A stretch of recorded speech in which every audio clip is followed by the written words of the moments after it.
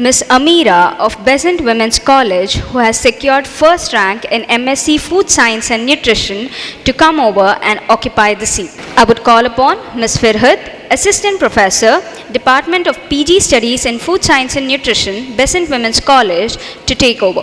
Over to you, Ms. Firhat. Success comes to those with sincerity, dedication, commitment, and patience.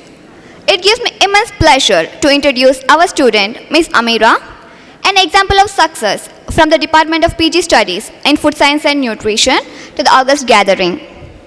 Ms. Amira is the daughter of Mrs. Mariamma, a homemaker, and Mr. Abdul Karim, a businessman. She did her bachelor's in biomedical sciences from NITTE, Darlakatte.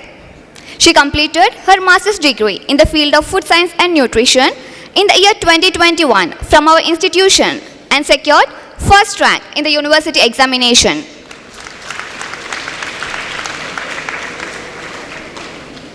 Ms. Amira had been an avid learner during the course of her PG program.